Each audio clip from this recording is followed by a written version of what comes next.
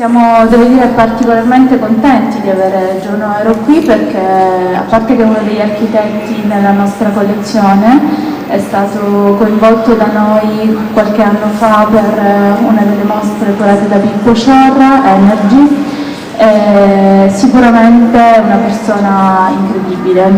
È un architetto laureato in Sudafrica, con un master a Newcastle, ha ricevuto un dottorato onorario alla Brighton University. Ma il motivo per cui l'abbiamo invitato non è tanto il suo curriculum architettonico, che è incredibile, ma soprattutto perché possiamo dire che è un attivista per molti sensi. Noero ha fondato lo studio Noero Architects nel 1984, quindi in pieno apartheid, e ha continuato la sua pratica anche dopo, quando lo studio è stato rinominato come Noero Architects nel 1999, in un periodo di post-apartheid. Ha preso delle posizioni politiche, sociali e in termini di comunità molto forti, si è opposto all'apartheid in maniera radicale e ha affrontato i temi dell'architettura considerandoli a 360 gradi, quindi come parte integrante della vita delle persone che abitano il Sudafrica. Per lui credo che fare architettura in un paese come il Sudafrica sia stata una sfida, è stata sicuramente una scelta. Come dice lui, per l'architettura è un'arte sociale, è una responsabilità. Prima lascio un attimo la voce a Luca Rebecchini per un saluto e forse poi a Gio. Buonasera, sono contento di vedere parecchi architetti, anche perché questo è il terzo incontro che noi facciamo di questa realtà, insomma, che non è conosciuta a molti, quindi siamo assolutamente interessati, ma forse da queste ultime parole quello che esce in maniera importante, in qualche modo emerge, è questo binomio di essere una sorta di architetto militante, nel senso militante come persona che ha l'idea di far vivere meglio e quindi di migliorare la qualità delle persone, quindi dello spazio del vivere, però allo stesso tempo si rende conto dell'impegno sociale che questa figura in qualche modo deve avere all'interno della società. E io sono molto interessato proprio a capire come abbia svolto questo rapporto, che credo che sia una cosa importante e soprattutto, diciamo, qui in Italia forse un pochino si è persa questo aspetto invece sociale importante della figura dell'architetto, che io credo che sia essenziale. Quindi penso che sia il caso di parlare e passare la parola. Grazie. Quindi lasciamo la parola a Joe, io lo lascerei con una sua frase, cui lui dichiara che for us our ethical responsibilities lies in all the work we do, not only in the prestigious project, but in all the projects that we are done.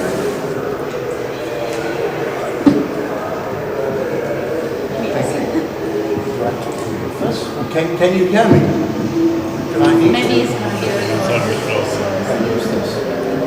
to do that, yeah. Thank you, Elena, and everyone for inviting me tonight. Yeah, you can switch it over. I didn't quite know what to talk about tonight because the exhibition is entitled The African Metropolis. And I spent a lot of time trying to think about what is the African metropolis and discovered I don't know what it is.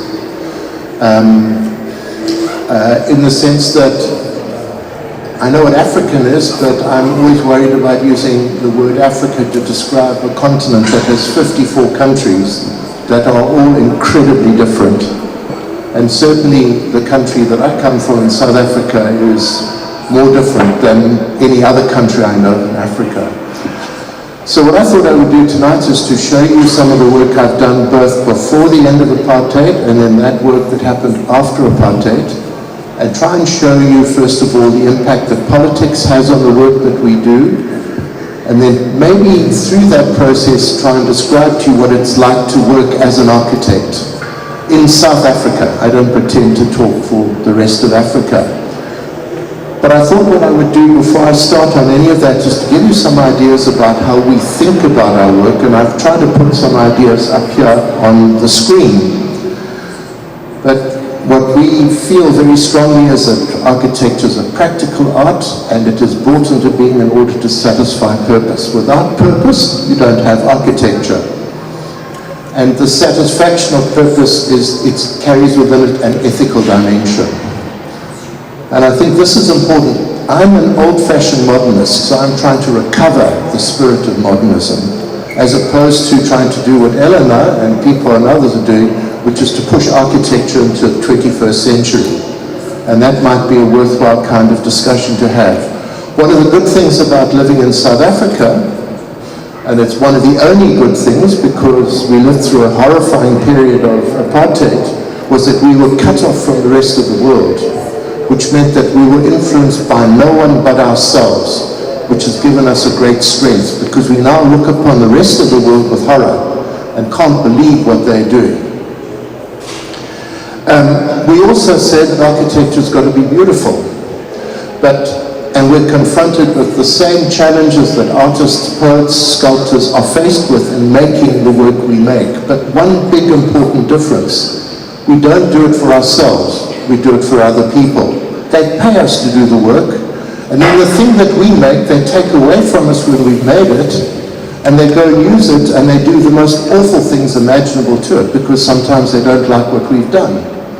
And so we have to account for that in the way in which we think about the work that we do.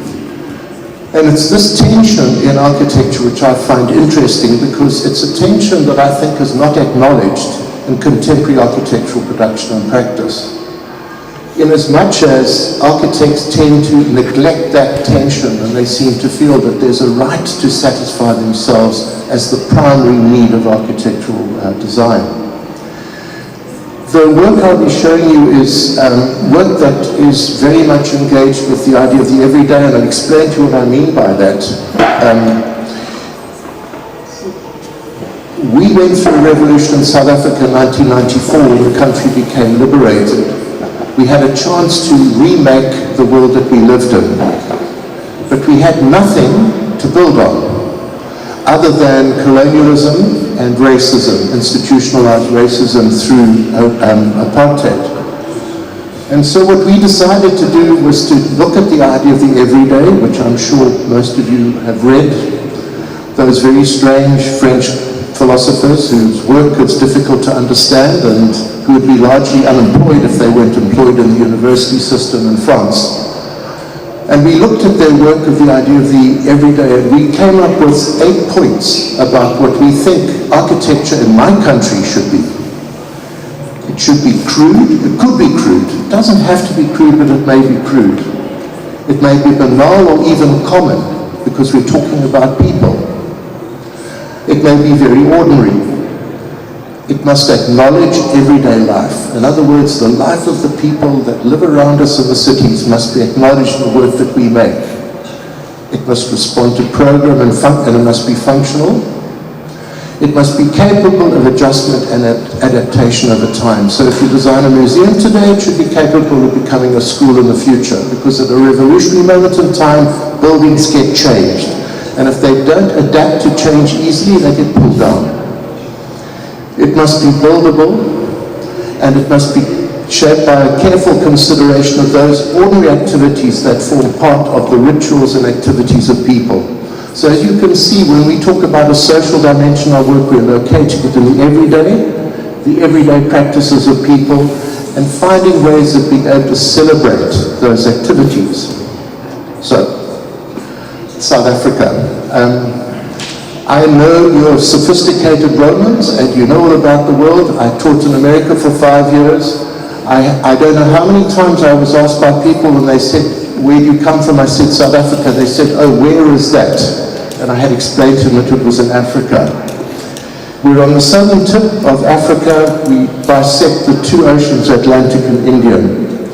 This is a view of how we see ourselves in South Africa. in the sense that for so many years, for 30, 40, 50 years, we were cut off from the rest of Africa because of our racist policies. And in a way for us in South Africa, and it's a problem we still have today, is we view the rest of Africa as a continent that's unknowable. And the only part of Africa that we know is our country.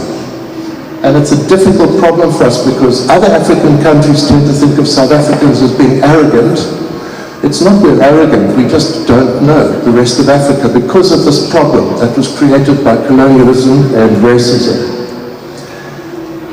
One of the extraordinary things about Southern African languages, which is an interesting idea, is that there's no word in Southern African and Nguni languages that will describe the beautiful, something as being beautiful, if it is not useful. In other words, beauty does not have a disinterested property. Something can't just be beautiful because it's beautiful. It's got to be beautiful because it is useful. It's a beautiful bed because it's really comfortable to sleep in at night time. And this is an example of a wonderful artist in South Africa called John Mafangejo, who combined, I think, text, writing the political history of what was happening in South Africa with great artworks. And this is, for example, part of a set of drawings or lithographs that he made, which were a document of the atrocities that were being perpetuated in South Africa by our defense force, our military. And it was a story about what was happening, so he was writing history, but he was also making an artwork. So, in a sense, that's what I'm saying to you tonight. In architecture, it cannot be beautiful if it's not useful. The rural architecture of South Africa is extraordinary. This is the work of the Ndebele people, and I'm sure you've seen it published everywhere in the world. This extraordinarily layered work, and it's a kind of interesting program that goes into the making of these houses because they're painted with not synthetic paints that can be bought in a hardware shop, but painted with paints that are made from pigments, which means that after the rains every year they're repainted. So these houses go through transformations after every rainy season, and they change in subtle ways, but they become layered and full of meaning. The colonial history of our country. This was how the British imposed their colonial might on South Africa. They employed architects like Edwin Lutyens and Herbert Baker to come out. They built these huge, big presences in our landscape, and then they went back over to India and they did the same thing in New Delhi. And really, the real reason why South Africa grew, which is the discovery of gold, the Witwatersrand, that this is what propelled our country's industrialization. It happened 120 years ago. The place where gold was discovered, which is where Johannesburg is now, has no redeeming geographical features. There's no river, there are no mountain ranges, there's no decent agricultural land there. All there is gold under the ground. It was settled 120 years ago, and it's now part of a metropolitan area of maybe 9-10 million people. So it's grown unbelievably, and it's an attraction for people from all over Africa, all over the world, because of the wealth of the city. And the way in which local artists in South Africa represent that technological idea of what this new modern city could look like. Because I think it's in paintings like this that one begins to see and understand a kind of way of representing what the modern metropolis could be like. Johannesburg, as it is, a modern industrial city, it's a big, huge complex. This was an apartment building that was built in the 1970s. When we became independent in 1994, we had a problem with prisons because we discovered we didn't have enough prisons. Some American came across and said, let's make that into a high-tech, high-security prison. Fortunately, that didn't happen. And this is the other reality of how people live in my country, which is that 80% of all the housing built in any year in South Africa is built as shacks.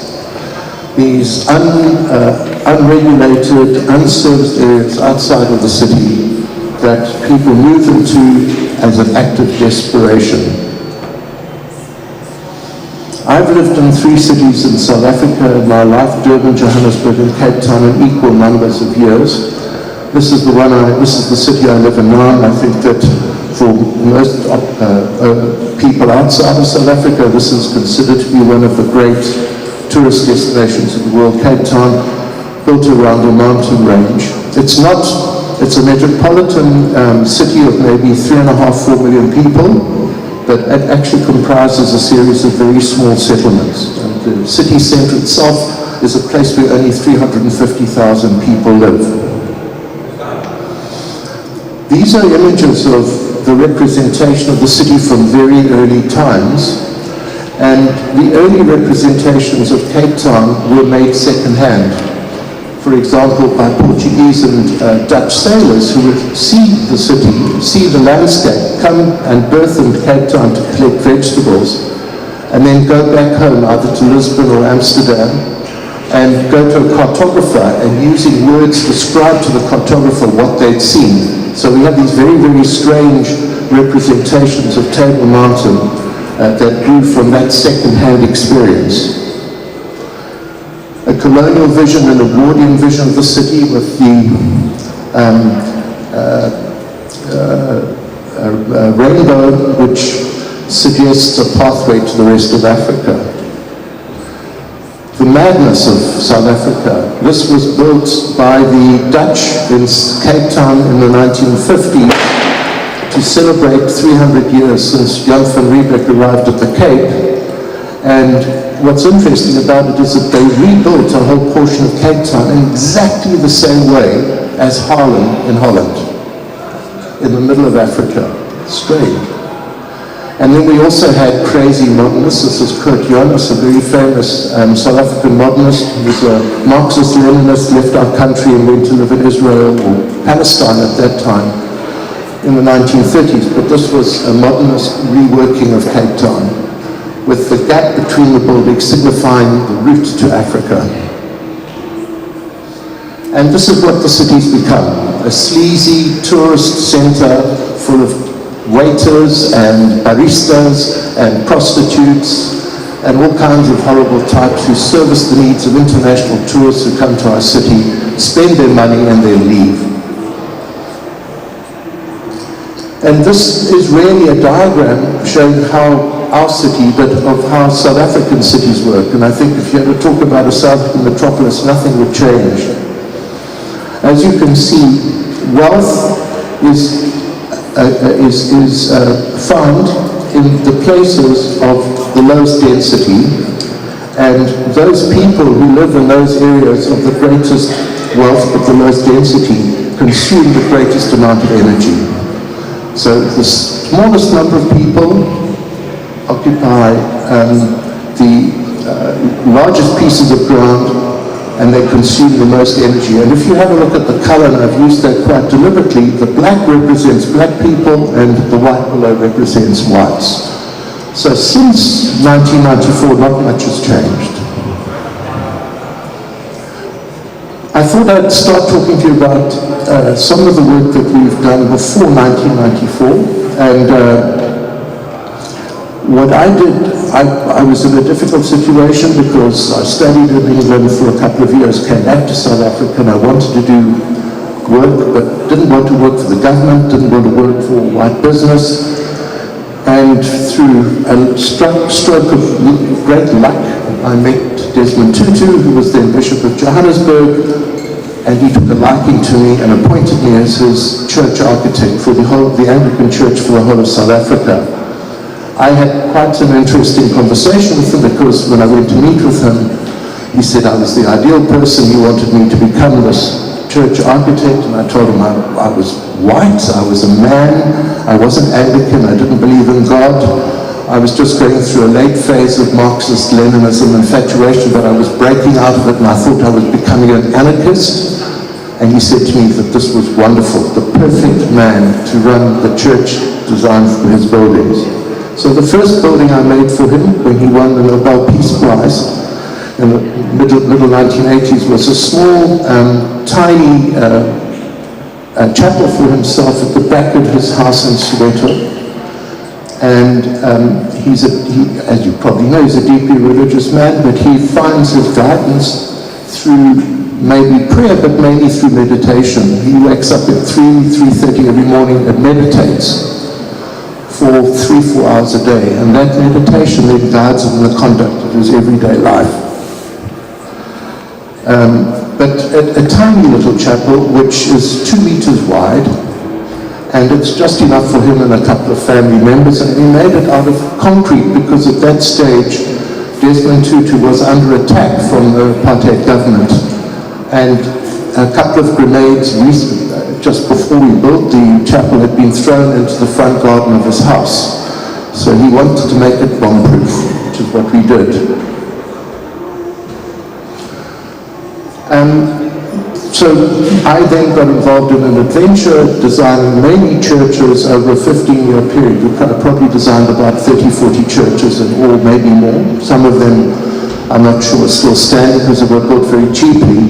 But this, for example, was a church I did right at the beginning of my career in Soweto, which is a circular church, and it was designed, interestingly enough, because it was where Desmond Tutu used to conduct masses. Although the Anglican Church is different from the Catholic Church in South Africa, they're very similar. And it had to be conducted in 3 languages simultaneously. English, for the visitors from the ambassadors and others used to come. And then it had to be also simultaneously spoken in Zulu and isiXhosa.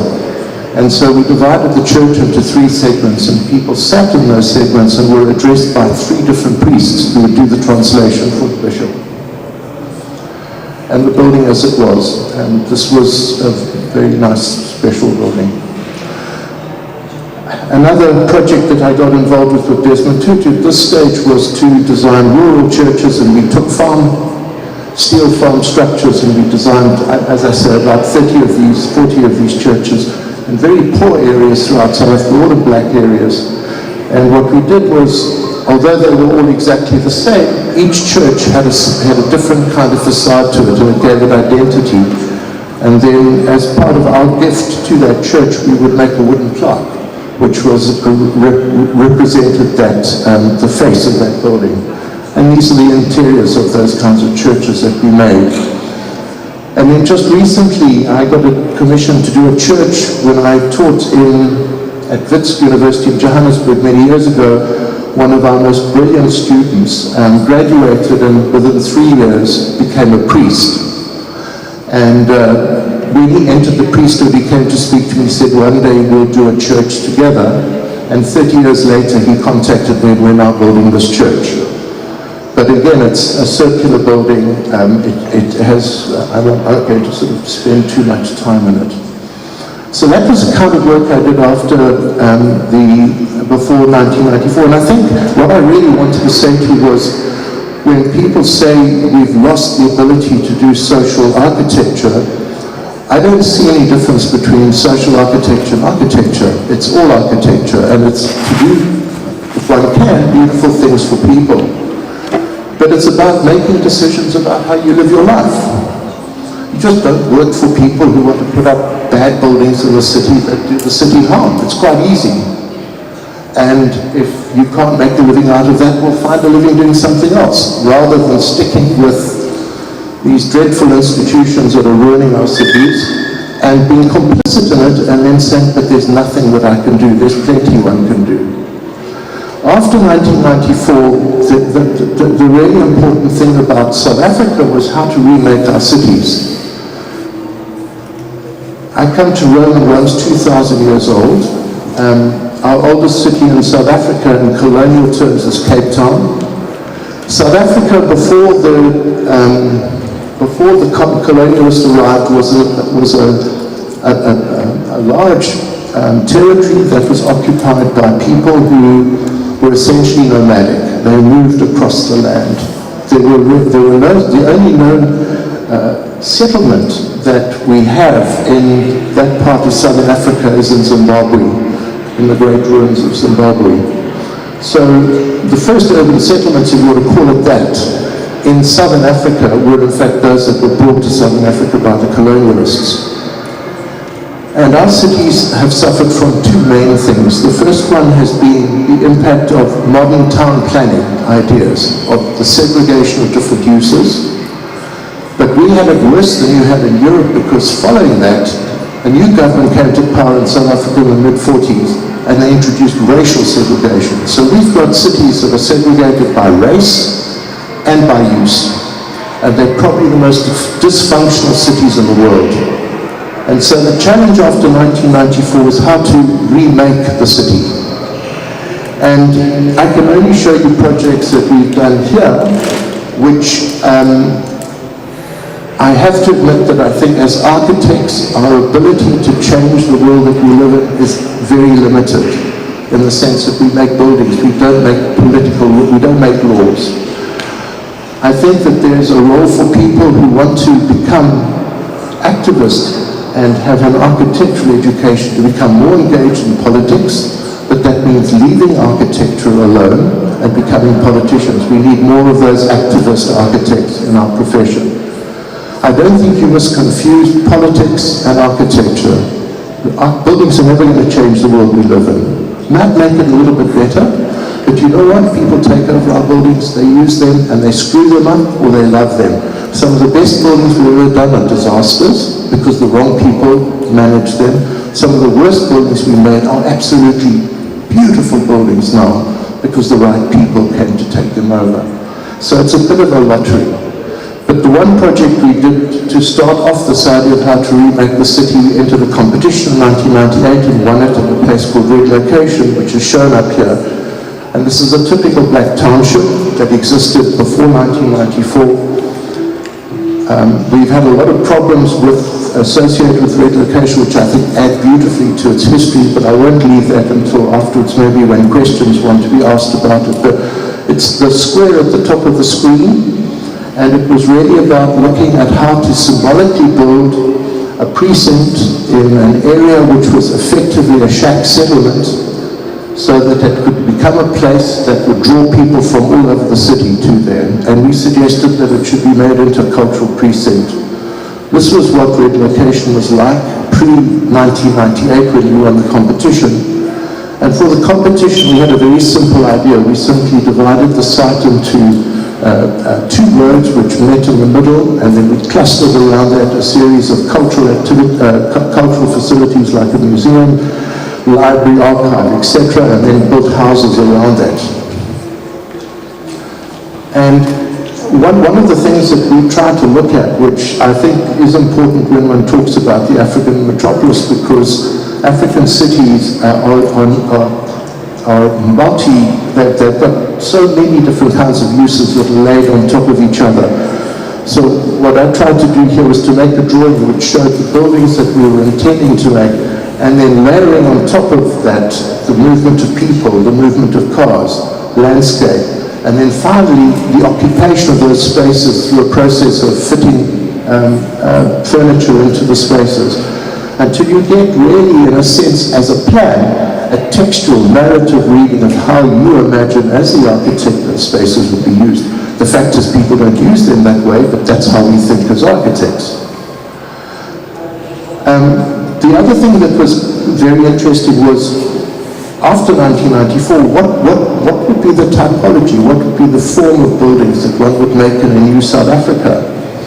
And I did quite a bit of research, and I was involved in, this is we did a whole lot of these things, is that if you look at the posters, you'll always find the idea of the sawtooth roof, which is the factory roof. And that is from Port Elizabeth, and that was one of the main posters that we used for our museum. And I think after talking to a lot of people, many people in the industrial parts of South Africa viewed the factory as a place of civic virtue, because it became the place where the battle for independence was won, freedom was won, through trade union activity. So we decided that we would use the factory roof and then to create this idea of memory boxes, which really had to do with how do you tell the history of a people, which is a fragmented history, and you want to move away from trying to tell one single history. So we decided that history is not a meta-narrative, it's many, many stories. We decided to build the memory boxes, and we built 12 memory boxes inside of this space. And then what we did is try to figure out how it might be that we could make, I want to go back, to a public space in a part of South Africa where we never had public buildings that didn't have fences around them. In South Africa, when you make a public building, you put a fence around it. And we decided we'd do away with fences, and not only that, we'd make the walls of the buildings spaces that could be occupied by people. And we had a huge amount of difficulty in convincing the city to let us do it, but in the end they did. And these are the memory boxes that we made. I don't want to spend too much time on this project other than to show you some of the images of it. But what we did is we built a series of now public buildings around the crossroads, which now include, this is the present situation, we're going to be adding more houses and a couple of theatres and so on. But libraries, for example, where the wall becomes an active wall where people sit and they use it, and beautiful artworks. I mean, I wanted to say to Elena that you should have put something in like this, which is a reworking of Picasso's Guernica by a group of women who were very upset about the impact that AIDS had on the people of South Africa, and so they took Guernica and then they redesigned Guernica, and they introduced the idea of women. And those little tags that you see at the bottom there, on each one of them is the name of a woman who had lived and died from HIV/AIDS in that part of South Africa, in that location. And then views inside the building. So we were trying to make decent buildings at quite a low cost that would have a civic presence, would change the scale of the place, which was essentially a shack settlement, and make the buildings as acceptable and as inviting as possible. The little timber piece, that little timber bungalow that you see there is over 102 years old. One of the original houses built on the site, and we managed to get it declared a national monument. We don't have monuments like you have to Caesar. We have monuments like this to poor people who lived in little wood shacks. And the art gallery. And then the housing that we built, which is really built in South Africa. When we look at housing, we don't look at building final housing. We look at building incremental housing, housing that can be added to and get changed over time. Now, to move to Cape Town, where I live in Hout Bay, this is a project that I think Elena will recognize, but it was a project that we did for an exhibition here at the MAXXI, and it was about looking at how to make a poor community of shack dwellers independent of the city grid. In other words, make them energy self-sufficient. And we developed this idea of what we call the energy tree, which is a structure that looks like a tree, but in fact it isn't. It's made by us, and it can grow things on the top. It collects rainwater, and it can generate methane gas. And what we thought is that instead of planting trees, we should be planting these kinds of mechanical trees that could be used to support people in their endeavors to live a decent life. And we made these two drawings. The one on the left shows the settlement as it is, and on the right it shows a tree planting exercise, but where the trees are not natural and organic, they're made by us. Again, remaking the city in Johannesburg, which you probably all heard about. We've been recently appointed to make up a building, one of the first residential buildings to be built in Johannesburg in a long time, in the middle of the city. And I think it's difficult maybe for you to understand what this might mean in Italian terms, but this is a building where we're building small studio apartments for people, where the studio apartment will cost the equivalent of about 20,000 euros, 18 to 20,000 euros. So we're building a vertical building in the city, and we start off by building 18 to 20 square meter small studio apartments that can be sold for between 18 and 20,000 euros. For us in South Africa, it's a lot of money. For Europe, I imagine it's not that expensive. But we've been through a whole range, because as you can imagine, we have to make these apartments as tight as possible and has to be as efficient as possible. And we've been through a whole range of exercises looking at different ways of how we might do it. And in fact, what we've even done on the front, as you can see over here, is we've built a small business center for the people who will be living in the building, where they can hot desk and they can actually run their own buildings from the site itself. So we've got the little business center on the front that fronts onto the street with tiny little shops at the bottom, and then a double-story hot desking space above, and then the apartments that people will live in above that.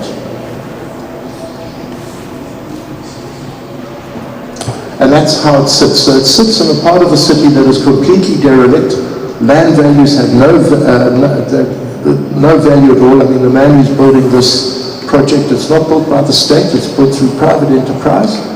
This man has bought the piece of land for next to nothing, because most of the people who own land here are absentee. They left South Africa after 1994 and live in places like Rome and London.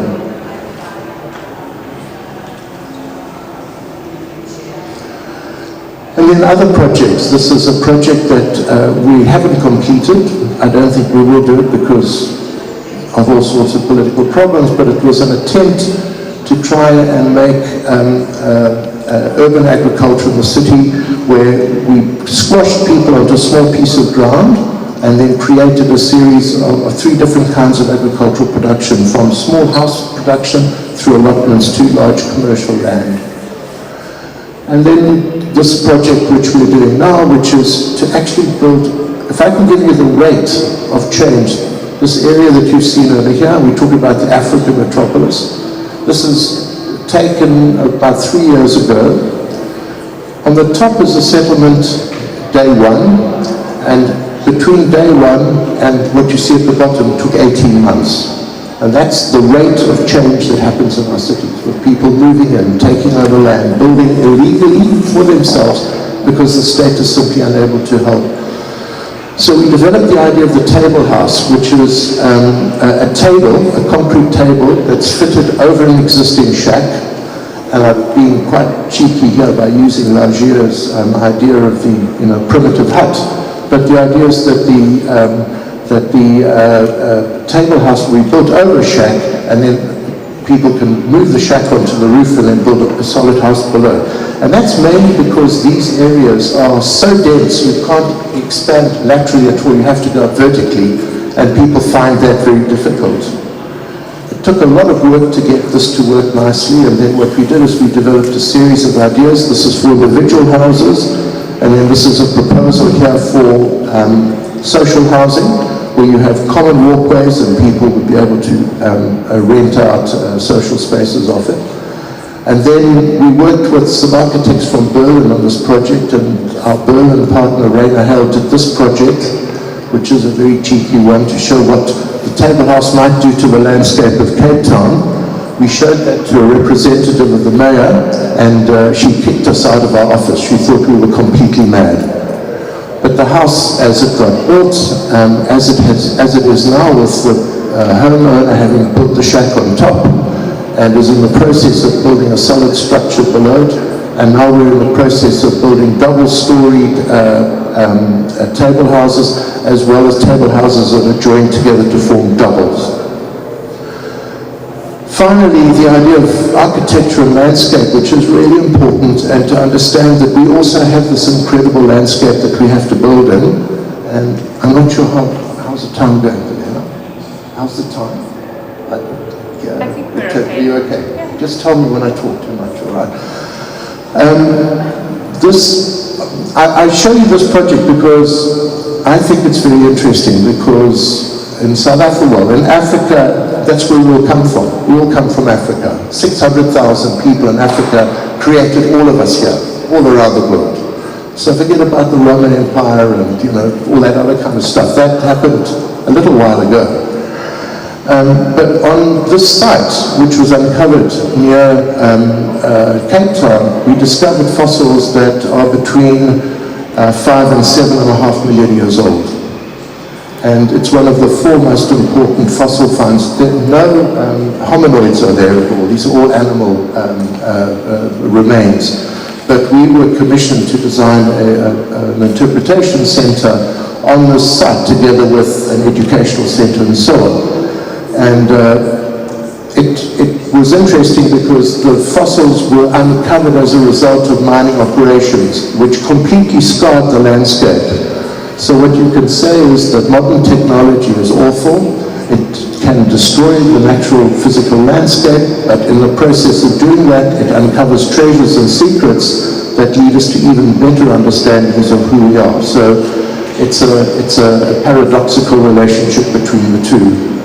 But these are sections that we made, and what was very nice about being able to build on this site was that we were building on mining sand, which meant that we could dig into the ground. It was like cutting into butter. But our big achievement was to make a museum which was like a perfect museum. You would enter at the top, you would circulate around the top, drop down into big double volume space, then drop down into the bottom, and then you exit at the bottom. So you never had to retrace your steps.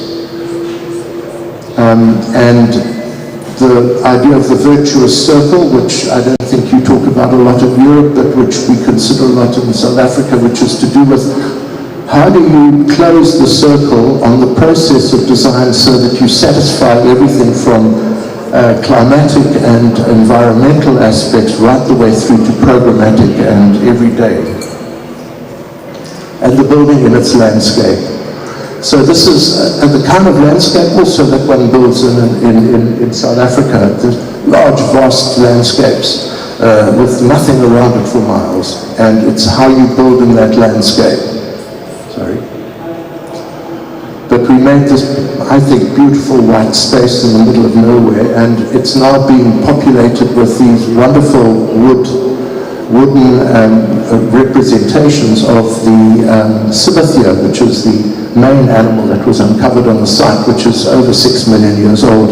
And no one quite knows what the cibithia is, so what we did is we managed to get an artist, a sculptor, who made the cibithia in an ambiguous way, but made it out of discarded pieces of wood, so that as we get better information about what precisely the cibithia was, the sculptures could be adjusted, things could be added onto them. This is taken by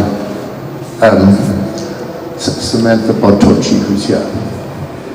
But this is the kind of landscape that we build in, which is quite beautiful. And then the actual dig site itself, where the fossils have remained in the ground. And then other ideas of landscape, where we built, this is something we completed recently in the school, where we made a courtyard, and then in an act of decolonization, as we call it, we decided to destroy the original courtyard, which was imported from Europe and which was absolutely useless because it didn't mean anything. It had no symbolic value to anyone.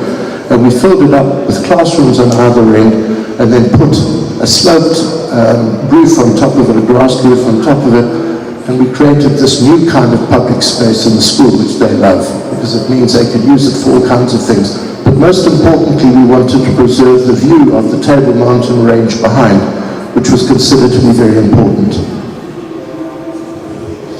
I just want to end on this because I think this is, for me, very important. We walked down from our hotel yesterday to the Piazza del Popolo, and we passed all these obscene shops along the way. I just, we've got the same kind of shops in Cape Town, and I felt quite ill about it because I think your city is much better than that. Eventually we went to the old Jewish court and had a wonderful meal there, and it was a little bit rough and not quite clean on the edges, and we thought it was beautiful. But it's this constant problem that architects have to face with about the work that we do is supposedly necessary, but we get engaged in luxury. And I want to show you some of the kind of issues that we try and deal with in my practice about how to deal with that. Living in a very sophisticated economy like we have in Cape Town, but surrounded by this massive poverty. And it ranges from the work we do from this kind of table house to a set of little houses that I've been involved in over the last 10, 15 years, where we will not build a house more than 150 square meters in area. We just decided that people shouldn't live in anything bigger than 150 square meters. We said there's a housing shortage in our country, and we need resources for houses. Why should rich people take all the resources? So people come in and they say, will you do a house for us? And we say, yes, but. The best answer I ever got from someone is they came in and they said, but does that include space for my 2 motor cars? And we said, no, cars are like dogs, they sleep outside at night time. But these are the kind of houses that we make, and they're all small. They're tiny, some of them. And a house for a very crazy friend in Johannesburg who has one of South Africa's best collections of Coca-Cola memorabilia. And this house, which is a very special house to me because it's the first house I ever did. But what I wanted to show you, when I talk about human agency, and we were talking about it before, I designed this house for a woman who was a community health doctor in Johannesburg. Within 6 months of completing the house, she'd fallen in love with a politician in Zimbabwe, so she went to live up in Harare, and she left the house, which was completed like this, to her nephew, who was studying medicine at the time, and he converted it into a money machine. On this level here, which used to be where the kitchen was, he made it into a store. Where the living room was below, he put 2 pool tables, and then he converted the 2 bedrooms upstairs into bunk rooms to seat 6 people, to sleep 6 people. And he put himself through university by doing this. I think this is wonderful, and I think if we could make architecture like this, that can have that kind of capability, that people can come and kick it around and it can still retain a sense of itself, we're doing something wonderful. And then I come to this house, which has been a little bit of a problem for us in the office, but we're very proud of it in a way. It's a very expensive house, but it's still less than 150 square meters. Built right next to the sea for a very rich couple who wanted a retirement house. And as you can see, it's a very simple space. It's got a big space in the middle, and all the services are wrapped around the sides. It has a very carefully considered section, and then these ideas of the building. And it sits on an absolutely remarkable site. It has a sliding roof, which is why you have those 2 big beams that cantilever out, so you can slide it in and out if you want. And it sits in that way. And it's made out of white concrete. But we still did it within 150 square meters. And for us, this kind of debate is this luxury or is it necessity? I think both. It's both a necessity, but it's also a luxury. And I think we should be all engaged much more in that kind of discussion. So this is what it means to live in that kind of world like I live in South Africa. You've got a tiny little table house which costs $1,000 US, and you go all the way through to gigantic big villas, which are hired out to wealthy Italians, Germans, French, whoever, for $15,000 US a day. That's the craziness of our world.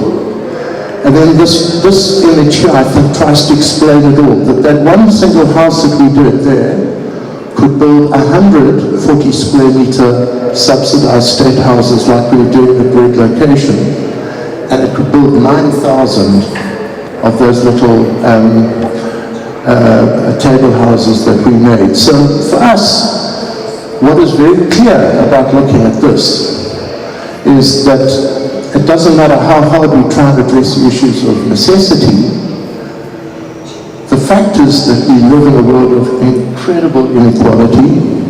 I'm not sure what we can do about addressing it as architects except through active citizenship, which means just vote for the right people.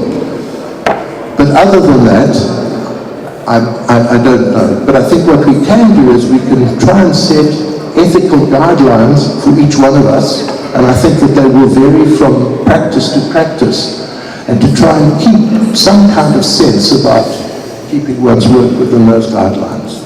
Thank you.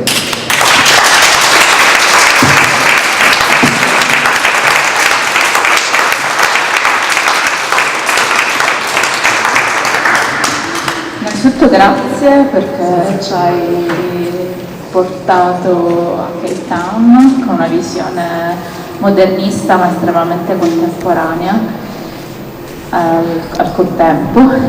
Quello che mi colpisce, penso che abbia colpito un po' tutti, è il ruolo della rappresentazione nel tuo discorso.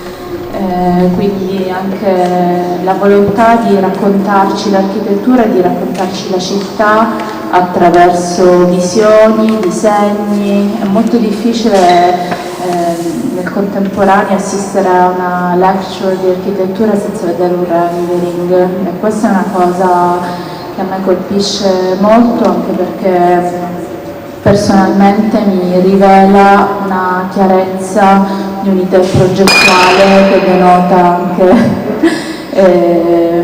uno sforzo di tipo diverso, una coscienza critica nei confronti del gesto del disegno. Quindi, siccome so che tu è proprio insita nella tua pratica lavorare col disegno manuale, vorrei che ci dicessi due parole in questo senso.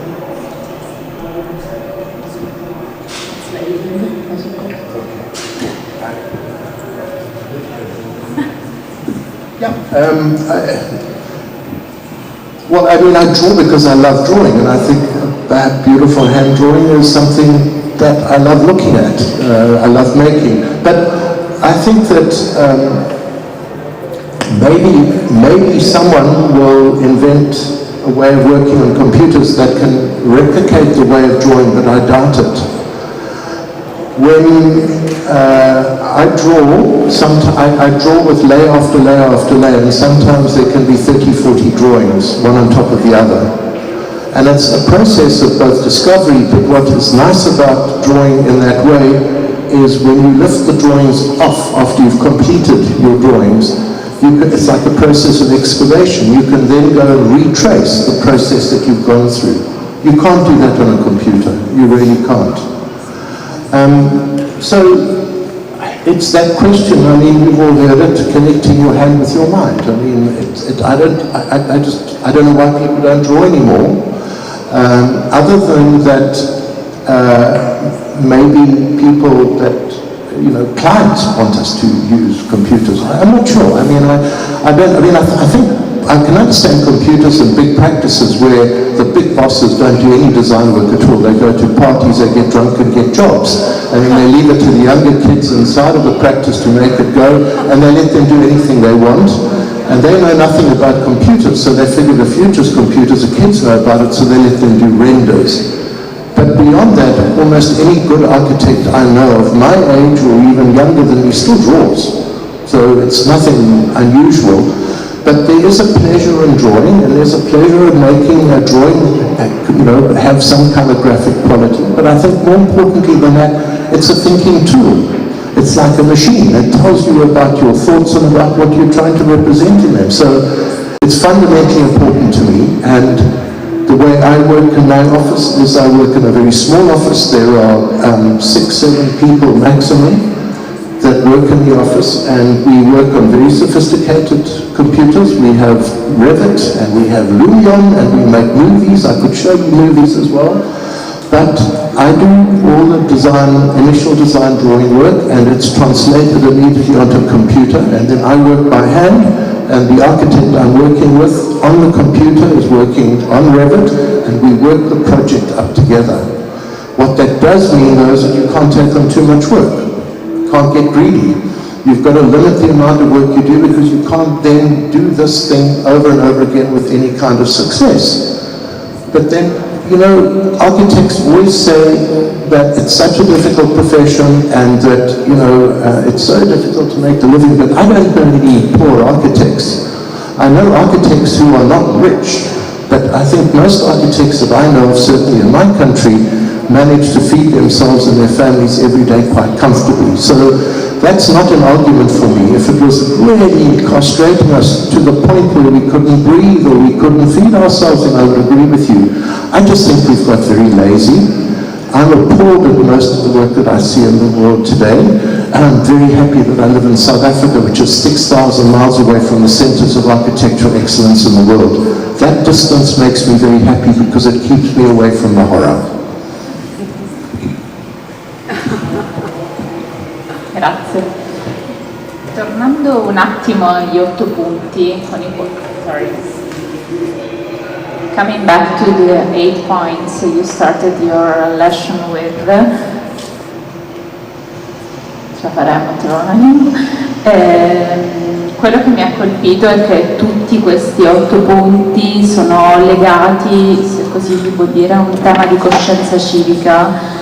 Quindi sicuramente rimandano a quello che ci hai raccontato di architettura come arte sociale, se così si può dire. Possiamo parlare di architettura partecipata in alcuni dei tuoi progetti? Yeah.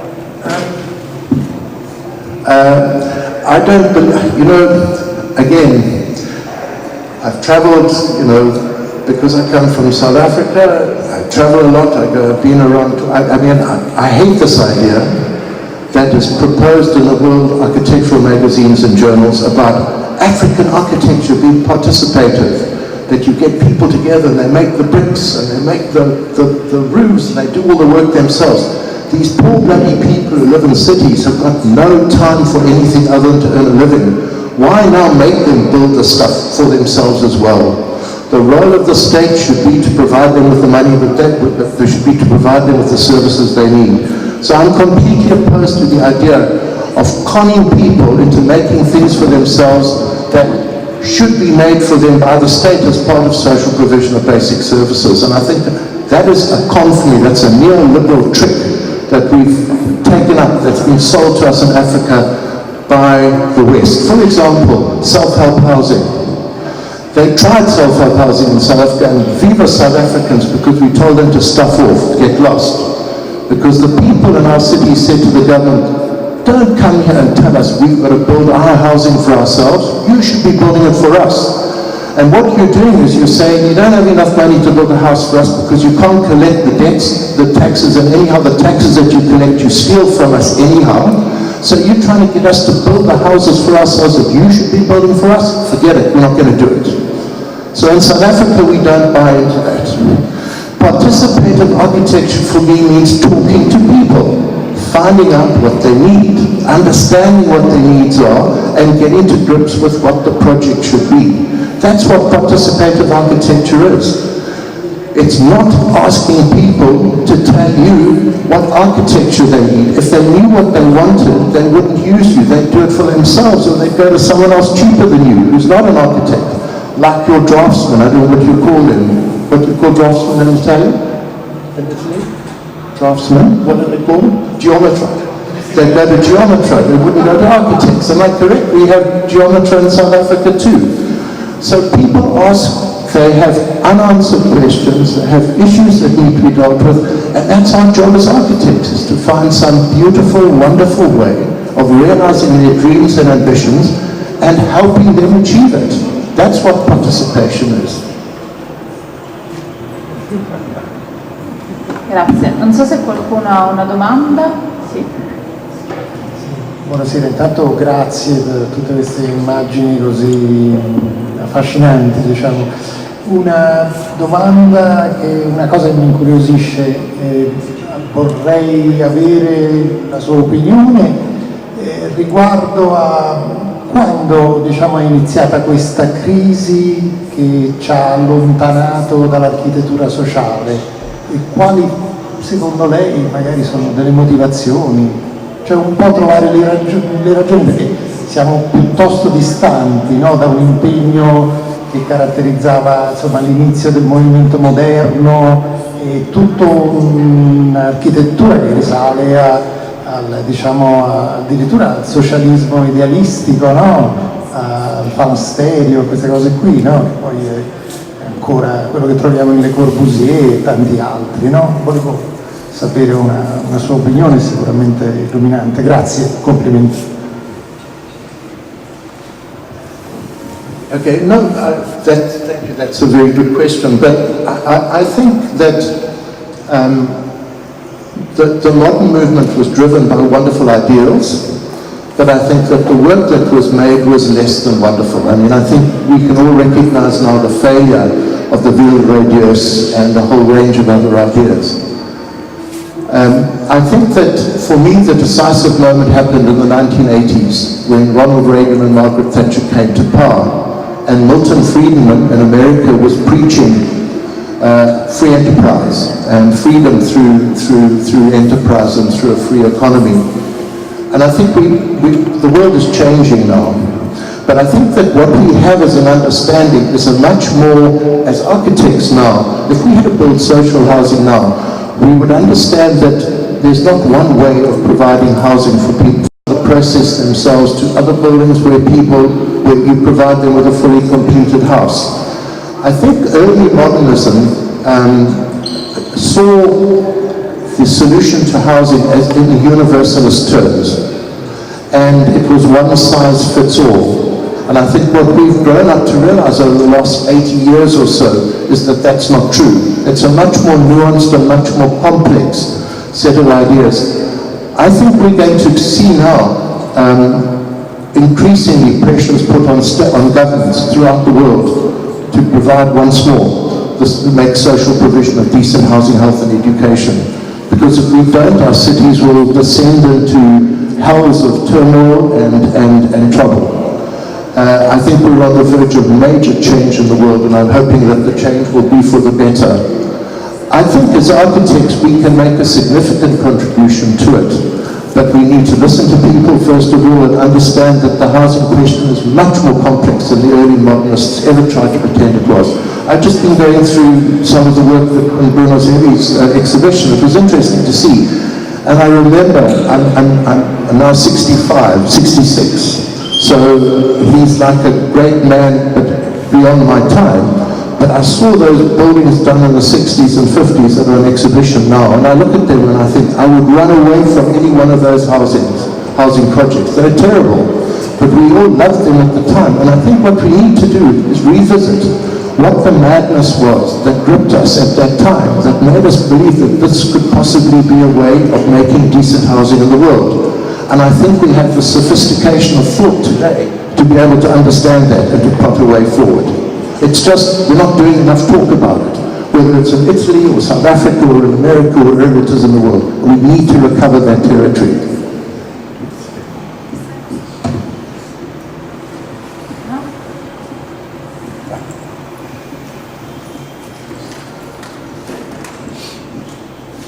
Hi.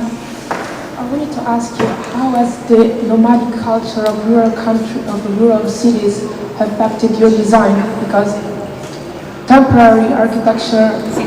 Sorry, you're speaking English. I thought you were speaking Italian. Sorry. Hi. I wanted to ask you, how has the nomadic culture of rural areas have affected your design? Because architecture is fixed, so how can that aspect of architecture can deal with the needs of nomadic people? Yeah. First of all, I won't pretend to you that I do work outside of the city.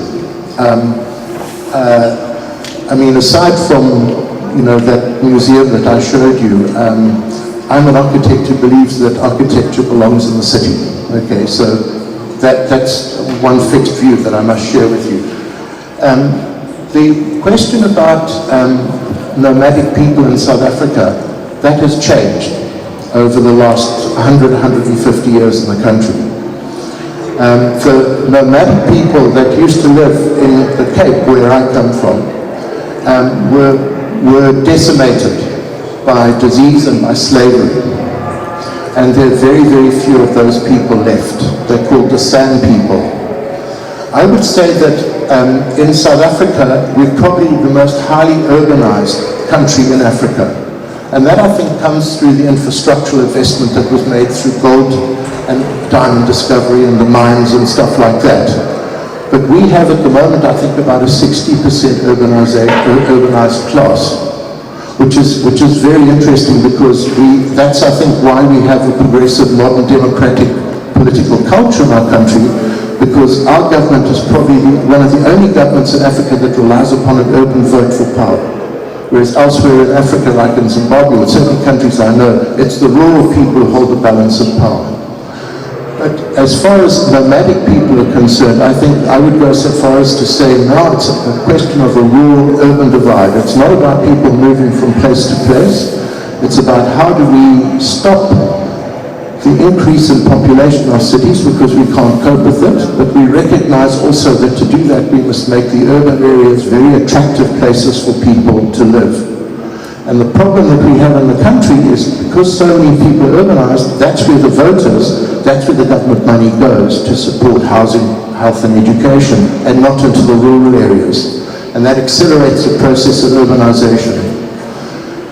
Our biggest problem in South Africa is not dealing with, I think, beautiful ideas like you're talking about, which I think apply in other African countries. I don't think they apply in South Africa.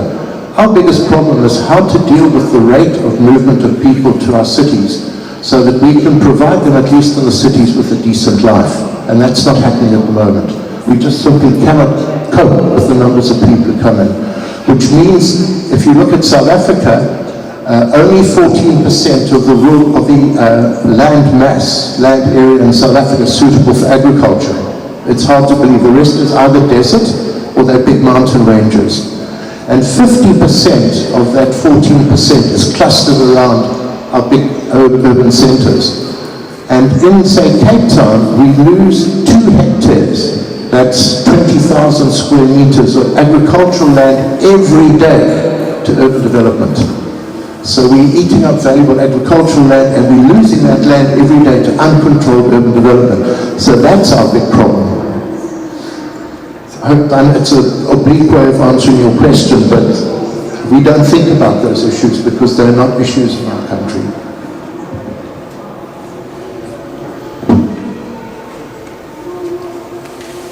Possiamo dire però che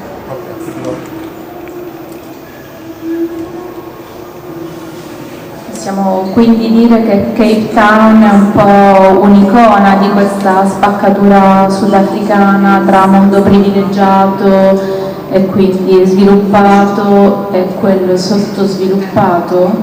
Possiamo considerarla una vetrina, diciamo, di questa realtà.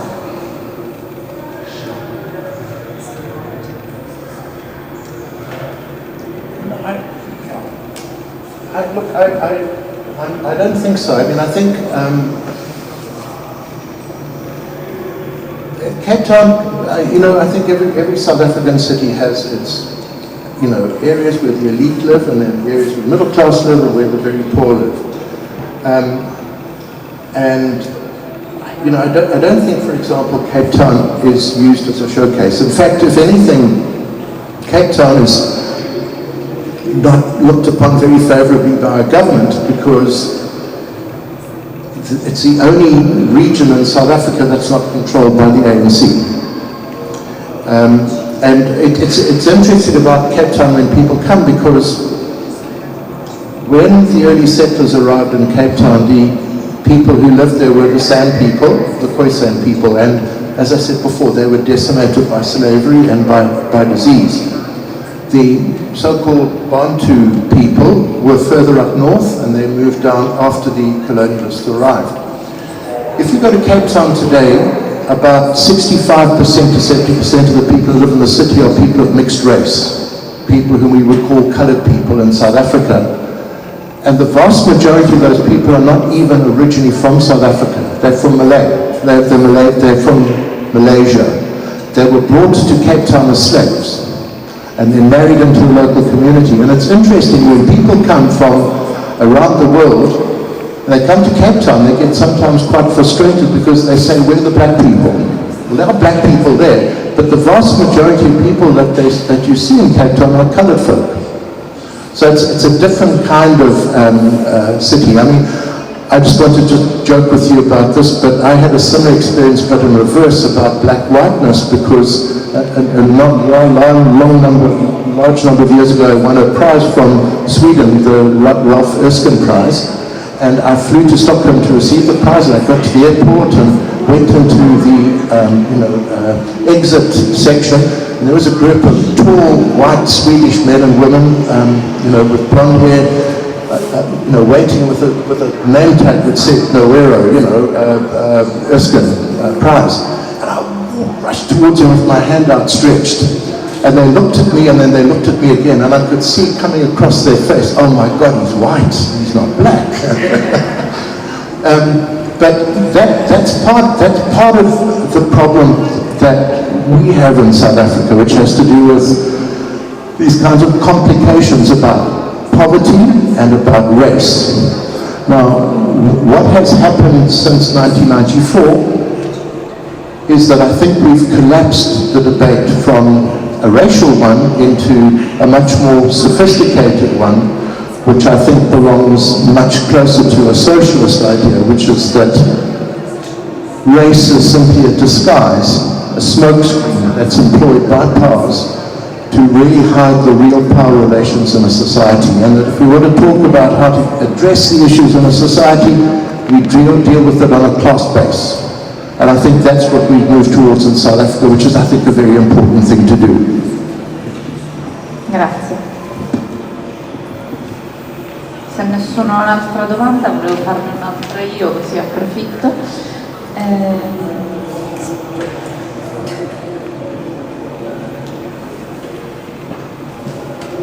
Spero di non sbagliarmi, ma credo che tu negli anni '80 abbia firmato un documento nel quale con altri architetti ti impegnavi a rifiutare degli incarichi di progetti governativi.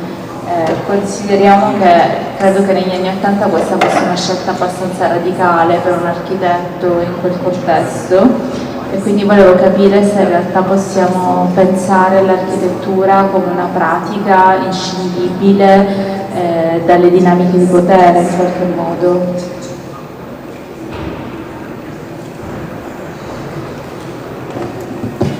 Yeah, I think so, yeah, absolutely, but I think that doesn't mean that we have to accept it. I mean, you know, we want to all live in a better world, and so we want to do work that has meaning, both to us, but for me, more importantly, the people for whom the work is intended. And I think that's simply the challenge. You know, what we do when we get a job in the office is we look at it. We went through a process about 10 years ago when people would come to us, and I don't know if you do it in Italy, but you know, people ring you up and they say, well, you're on a list of 5 architects for the job, and we'd like to know, we'd like to come in and interview you, and we'd say fine, and then they'd come and interview us and they'd say, do you have professional indemnity insurance, and what happens if you die, and do you have enough people to take over, and this, that, and the other? We'd answer it all, and then when we were finished, we say, now we want to know from you, show us your bank balance. Can you pay us our fees? Are you going to prepare to do this? We want to interview you as well. We thought this was the right thing to do. We lost every job that we tried to do that with. So that was our attempt to try and deal with the question of power. I think as architects, you choose the work you get. No one forces you to do the work. I don't understand why you say, oh, but I had to do it. Or the other argument is, well, if I didn't do it, someone else would have done it and it would have made a worse job. Well, fuck that, I'm not interested. You must do the work that you want to do, and you can choose it, and if it's not good enough for you, don't do it. It's quite simple. So the question of power, I think our job is to act as disruptors of power, if anything. And I think that, you know, this lady who worked here in her early years was a fantastic disruptor of power. And then she got involved with this other crazy guy who runs her practice now, and then they became something else. But that's a pity, that's another story. Grazie, penso che ci abbia dato un consiglio di vita. Vale un po' per tutti. Mi dispiace un po' questo ultimo appuntamento, spero che avrete modo di tornare in mostra, vivere questo spazio anche con altre lecture, altri momenti dedicati all'Africa, al continente, ospitati in questo incredibile spazio disegnato da Sana Giace. Quindi grazie ancora a Noero e a Ludovico Persichetti e Irene Di Vico Fallani che hanno reso possibile questo ciclo. Buona serata.